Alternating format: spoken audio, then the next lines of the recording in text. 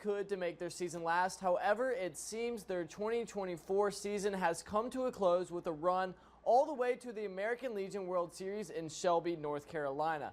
Having already played their 3 pool play games, Fargo Post 2's fate rested on the final matchup in their group between Troy, Alabama and League City, Texas, which wrapped up this evening. Post 2 had 2 wins and only 1 loss after pool play, but after Alabama beat Texas 8-0 tonight, so did both of those teams. It came down to a tiebreaker, and the 2 teams that had allowed the fewest runs would go through first. Fargo Post 2 had given up 14 runs throughout the tournament while scoring 20. The team from Alabama had only given up 6 runs, 5 of which were to Fargo Post 2, and the team from Texas had given up 13 runs, which was 1 less than Fargo's Legion team, meaning it would be Texas and Alabama making it out of the pool play.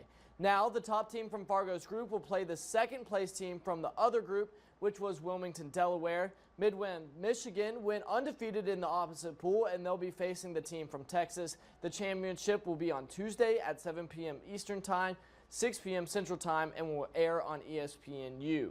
Whether it's 9-man football or 11-man football, having a strong offensive line is a crucial building block for a good football team. Hettinger County coach Nate Zachman says they are looking bright for the Huskies in that regard this year.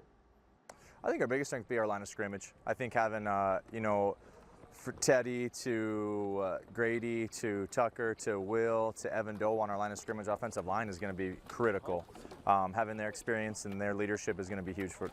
And football comes down to blocking and tackling, and that's one thing that we got to do is control the line of scrimmage. The Huskies begin their season this Friday as they take on the Wolves in Kidder County. The Minnesota Twins have a pretty good track record against teams from Texas this year, winning 9 of their 12 games played against the Astros and the Rangers. The Twins have squared off against the Rangers 6 times this season, only losing once. The Twins are looking to sweep the series tonight. They couldn't have asked for a better start in the first inning. Jose Miranda absolutely rips one into left field. Thanks to its bounce off the wall, he will slide in head first to make it a triple. The next batter was Trevor Larnach.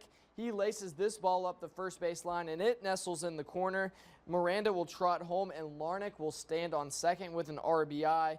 And batting after Larnach was Ryan Jeffers, and on the 1-1 pitch, he does this. He absolutely crushes it into left center. It's a 2-run shot that gives the Twins a 3-0 lead. The Rangers would come to life in the bottom of the 7th inning. Joshua Jung ties it up and then makes it 5-4 with a solo home run that sails over the wall in dead center. In the top of the 9th, Carlos Santana would tie things back up at 5, but this one would go to extras, and the Rangers would walk it off in the bottom of the 10th.